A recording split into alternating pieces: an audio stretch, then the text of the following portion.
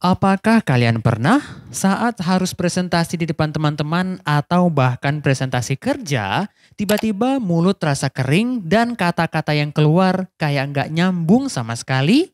Wah, kalau aku pernah. Dulu pas aku pertama kali harus presentasi di depan kelas, suasana kelas kala itu penuh dengan wajah-wajah yang nampak sangat serius dan aku udah kayak ikan yang kehabisan air saking gugupnya. Itu momen yang bikin aku sadar ngomong santai itu ternyata penting. Dan ada banyak hal yang bisa kita lakukan agar nggak terjebak dalam kebingungan di depan orang banyak. Gimana sih caranya supaya tetap santai tapi tetap terlihat profesional? Apalagi buat kamu yang introvert. Nah, kali ini aku bakal bagi tips dan trik supaya kamu bisa ngomong dengan percaya diri, santai, dan nggak pelepotan. 1.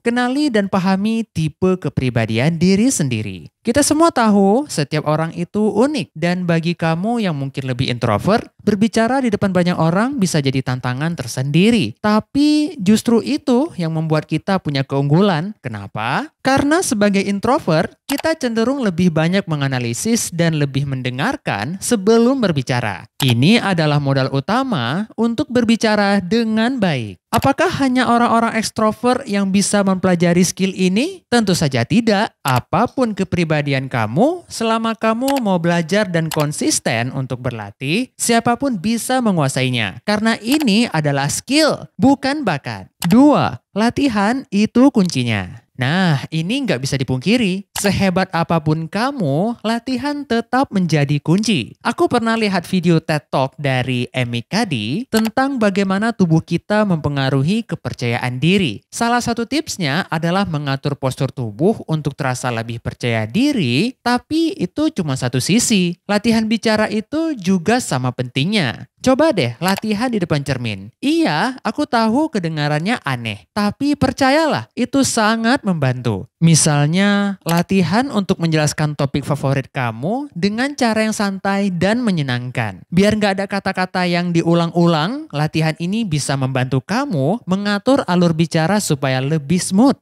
3. Menguasai struktur pembicaraan. Gak perlu bingung soal struktur. Bayangin kamu lagi ngobrol santai di kafe sama teman dekat. Gimana alurnya? Itulah yang sebaiknya kamu terapkan. Ada pendahuluan, inti, dan penutup. Sini aku jelasin. Pendahuluan. Ini bagian buat menarik perhatian. Misalnya cerita lucu atau fakta menarik yang berhubungan sama topik yang kamu bawa. Inti, ini bagian di mana kamu menjelaskan topik utama bisa diselingi dengan contoh-contoh yang konkret.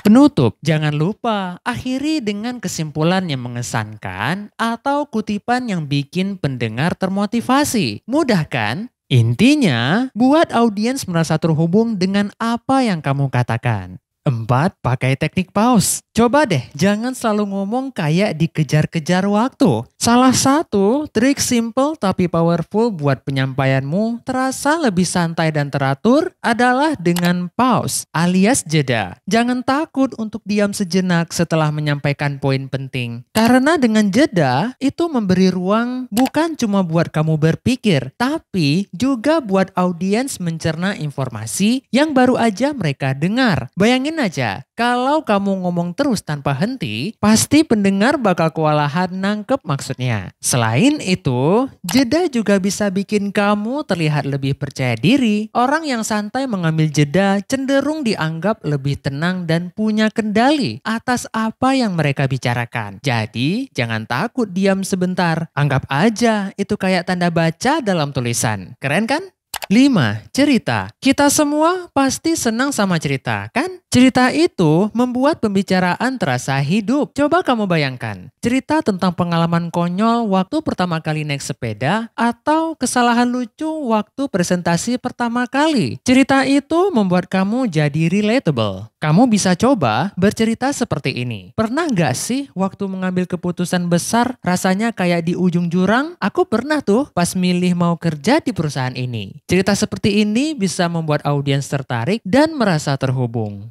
6. Gunakan bahasa tubuh yang tepat. Jangan meremehkan kekuatan bahasa tubuh. Posisi tubuh yang tegak, gestur, atau gerakan tangan yang natural, dan kontak mata yang penuh perhatian bisa membuat kamu terlihat lebih percaya diri. Ingat, gak perlu gerakan yang dramatis, cukup yang natural aja. Pernah gak sih nonton tokoh terkenal kayak Barack Obama? Waktu dia berbicara, dia punya kemampuan luar biasa untuk membuat audiens merasa diajak bicara secara langsung. Salah satu cara yang dia pakai adalah dengan gestur tangan yang seirama dengan apa yang dia katakan. 7.